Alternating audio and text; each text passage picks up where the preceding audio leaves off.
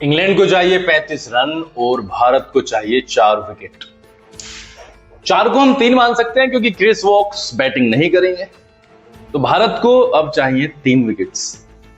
मुझे जैसा लगता है सबसे बड़ा जो बाधा है, सबसे बड़ा हिंड्रेंस है वो जेमी स्मिथ है। जेमी स्मिथ को अगर जल्दी से आउट कर लेते हैं तो फिर चीजें दूसरी तरीके से मोड़ ले लेंगे। लेकिन 374 रन का बड़ा टारगेट और सिर्फ 35, तो इसके बारे में तो विचार करना बनता है। एक दिन पहले हम कह रहे थे कि एक तरफा मैच है और इंग्लैंड इस मैच को नहीं जीत पाएगा, लेकिन दूसरी तरफ हम आज इस बारे में बात कर रहे हैं कि सब सिर्फ 35 रन। क्या क्या घटित हुआ, कैसे कैसे हुआ, उन चीजों पर जरा सा गौर फरमाते हैं। तो इंग्लैंड ने 50 रनों से आगे खेलना शुरू किया, बेन डकेट और ओली पोप ने, और दोनों ही सस्ते में आउट हो गए। स्कोर हो गया 106 रन 3 विकेट के नुकसान पर। शानदार गेंदबाजी ही कहूंगा मैं तो, क्योंकि 106 रन पर 3 और यहां से बहुत ज्यादा रन चाहिए। 250 से ऊपर जब रन बनाने हो, सिर्फ आपके 7 विकेट से रह रहे हो, 268 यहां से बनाने थे। और हालांकि जो रूट जो कि अब बहुत बेहतरीन फॉर्म में है वो थे, but as I personally felt कि मतलब ठीक है लगाएंगे, रन्स लगाएंगे बोर्ड पर, लेकिन इतना लंबा तो मुझे मुश्किल लग रहा था। लेकिन हैरी ब्रूक और जो रूट की पार्टनरशिप, क्या शानदार पार्टनरशिप रही। टर्निंग पॉइंट 35वें ओवर में आया जब प्रसिद्ध कृष्णा की गेंद पर हैरी ब्रूक ने एक पुल शॉट मारा और वो मिस टाइम हो गया। गेंद खड़ी हो गई, हालांकि वो बाउंड्री पर थी और सिराज को ये पता नहीं चल पाया कि वो कहां पर है। उनकी पोजीशनिंग शायद उनके मन में गलत फहमी होगी।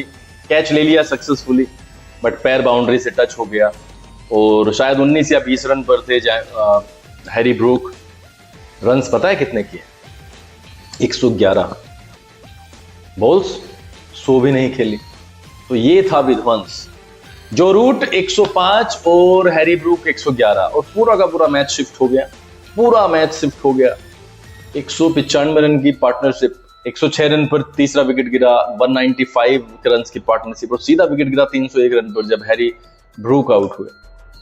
चीजें उस लेवल पे नहीं गई। मुझे लगता था कि हम बेहतर कर सकते थे, but it happens in cricket, because ये भारत के साथ भी हुआ है। जब भारत के 2 बल्लेबाज जम गए तो फिर वो भी आउट नहीं हुए, कैचेस ड्रॉप किए गए थे। अब ये बहुत बड़ा जीवनदान हैरी ब्रूक को भी दिया गया, लेकिन गलतियां तो की हैं, गलतियां तो कहीं ना कहीं की हैं, उनके बारे में भी बात करेंगे। बट सच्चाई यह है कि 35 रन टू विन, सीरीज चली जा सकती है, मैच तो हारेंगे ही।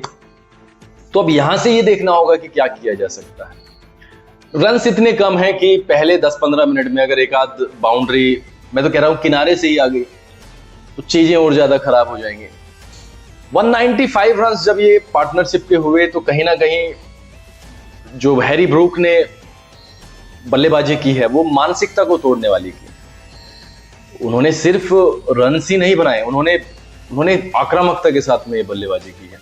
कई बार ऐसा होता है कि हम 111 रनों की पारी में देखते हैं कि 180, 190, 200 बॉल्स बल्लेबाज फेस करते हैं, लेकिन इंग्लैंड अगर आज ऐसी स्थिति में और इतना तेज यहां पर खड़ा है तो वो हैरी ब्रूक की देन है। 98 बॉल्स 111 रन, ये वनडे से भी ज्यादा तेज की पारी है, क्योंकि ऐसा अक्सर देखा नहीं जाता है। लेकिन इंग्लैंड ने पिछले कुछ समय से बेसबॉल क्रिकेट को सामने लेके आए हैं और वो अक्सर ऐसा करते हैं। तो अब तो वो आश्चर्य होना भी बंद हो गया है, क्योंकि 4.5-5 रन की एवरेज से उन्होंने रन बनाए हैं।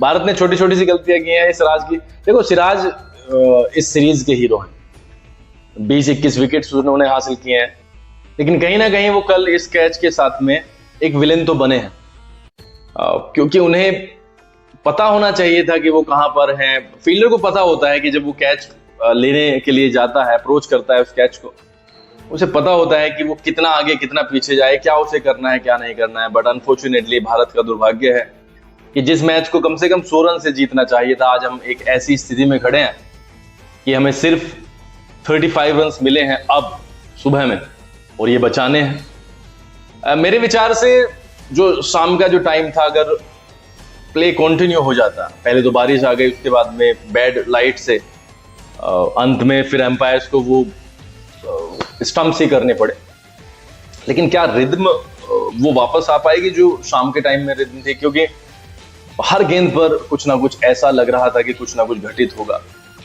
क्या सुबह में आकर के वो वाली चीजें हो पाएंगी? जहां तक हम भी लोकल लेवल पे ऐसे क्रिकेट खेलते हैं, बट मैं आपको एक चीज मैं बताना चाहूंगा, जब आप एक लय में होते हैं तो, और क्योंकि कल शाम वो बहुत बड़ा जोश था, जब आप सुबह को पहला ओवर डालते हो अपने स्पेल का, तो कहीं ना कहीं शरीर खुलता है। आप देखते हो कि बॉल कहाँ पर फेंकी जाए, टप्पा कहाँ पर वो खाएगी और कितना वो उछल रही है। तो उस लिहाज से मैं बात कर रहा हूं कि अगर एक दो बाउंड्री इधर उधर चली जाती है तो काफी कठिनाइयां होंगी, क्योंकि शाम के टाइम बैड लाइट ने भी भारत के लिए मुसीबतें की हैं। क्योंकि मैं पूरा श्योर था कि एक आध विकेट जरूर जाएगा, क्योंकि अनकंफर्टेबिलिटी तो थी बैट्समैन के चेहरों पर भी, बैट्समैन के तरीके में भी खेलने के। लेकिन अब चीजें बदली हैं। सुबह में देखो, एज एन इंडियन पूरी की पूरी उम्मीद है कि जेमी स्मिथ और जो दूसरे बल्लेबाज हैं ओवरटन, वो आउट होंगे। बट हमारे पास में ज्यादा रन्स नहीं है। 70-80 रन होते तो शायद एक एज होता भारत के पास में, वहां पर एक दो बाउंड्री इधर उधर चले जाते तो एज बन जाता। बट 35 रन, दो बाउंड्रीज आ जाती है तो 27 रन 25 रन, तो यहाँ पर थोड़ी सी कहानी फिर वो गलत हो जाती है। मेरा फिर से वही वाला पॉइंट रहेगा कि क्या भारत पहले 2-4 ओवर जो कि शरीर खोलने के लिए लगते हैं बॉलर को, क्या उसमें उस तरीके से बॉलिंग कर पाएगा जैसे कि वो कल शाम ही कर रहे थे? ये सबसे बड़ा पॉइंट होगा। लास्ट मैच है, यादगार सीरीज ये एंडरसन तेंदुलकर ट्रॉफी रही है। बहुत सारे रिकॉर्ड्स बने हैं, बहुत सारी चीजों को आगे का रास्ता दिया गया है। बहुत सारे खिलाड़ी भी उभर करके आए हैं, बहुत सारे खिलाड़ियों ने अपने पास्ट को और ज्यादा बेहतर तरीके से प्रूव किया है कि हाँ वो कर सकते हैं। यशस्वी जायसवाल, जडेजा ने अपने करियर के एक ऐसे स्टेज पर अपने आप को प्रूव किया है जहां पर लोग सोचते थे कि शायद वो संन्यास का समय है, लेकिन जडेजा ने इस सीरीज में 500 रन एज ए बैट्समैन बना दिए, विकेट्स भी कुछ हासिल किए हैं। सिराज ने 5 टेस्ट मैच खेल करके अपने जो फिटनेस है उसको साबित किया। मतलब साई सुदर्शन ने भी रन किए थोड़े से। इसके अलावा एक और चीज यहाँ पर रही, इसमें चोटिल होने की कहानी भी कई खिलाड़ियों के साथ घटी। क्रिस वोक्स का एक फ्रेश एग्जांपल है, इससे पहले पंत चोट के कारण बाहर हो गए। तो इस सीरीज ने सब कुछ दिया। गिल ने दुनिया भर के रिकॉर्ड तोड़ दिए। गिल के ऊपर एक डेडिकेटेड वीडियो आने वाला है, तो उन्होंने बहुत बड़े रिकॉर्ड तोड़े। जडेजा के ऊपर एक वीडियो आने वाला है, जडेजा ने बहुत बेहतरीन बल्लेबाजी की, बेहतरीन गेंदबाजी की। और इसके अलावा जो सबसे सरप्राइजिंगली मुझे मतलब सामने लेके आया वो वॉशिंगटन सुंदर, स्पेशली इस मैच में क्या उन्होंने ताबड़तोड़ बल्लेबाजी की। लास्ट में 39 रन उन्होंने जोड़े। तो मेरे विचार से 19-20 रन पर जब हैरी ब्रूक थे और वो 111 रन बना करके गए हैं, वो एक चांस बहुत इंपॉर्टेंट साबित हुआ भारत के लिए, और भारत के हाथ से मैच छिनता चला गया। हालांकि बाद में जाकर के आज हम अगर इस तरीके की बात कर पा रहे हैं तो इसी की देन है कि बैथल ने एक खराब शॉट खेला, उसके बाद में रूट भी आउट हो गए। तो वो चीजें भारत के पक्ष में गई हैं कि रूट आउट हो गए, अदरवाइज चीजें और ज्यादा खराब हो जाती। और इंग्लैंड तो बार बार प्रूव कर रहा है कि उसके लिए 350 पौने 400 रन कुछ है नहीं फोर्थ इनिंग्स में, जबकि टेस्ट क्रिकेट में चौथी इनिंग खेलना कोई चाहता नहीं है। और इंग्लैंड ने क्या करके दिखाया, इंग्लैंड ने लगातार टॉस जीते हैं और पहले फील्डिंग करने का निर्णय लिया है, और चौथी पारी में वो जानबूझ करके गया है। और इससे साबित होता है कि वो जो सारे ही खिलाड़ी हैं जिम्मेदारी लेना पसंद करते हैं, और चौथी पारी में उनको खेलना पसंद है, उनको टारगेट पसंद है, उनको वो चाहते हैं कि हमें एक सेट टारगेट मिले, उसके अकॉर्डिंग वो प्लान करें, उसके अकॉर्डिंग वो आगे बढ़े। तो बहरहाल प्रसिद्ध कृष्णन और सिराज के पास में एक मौका होगा। आकाशदीप को बहुत अच्छी गेंदबाजी करनी होगी। मेरे विचार से जिस तरह की कंडीशंस है वहां पर बारिश की, स्पिनर शायद उतना रोल प्ले ना करें, तो 3 भारतीय बॉलर्स जो कि फास्ट बॉलर्स हैं उनको जिम्मेदारी लेनी हो। देखते हैं क्या होता है। वी होप कि भारत के लिए ये मैच आए, उनकी झोली में आए, पक्ष में आए।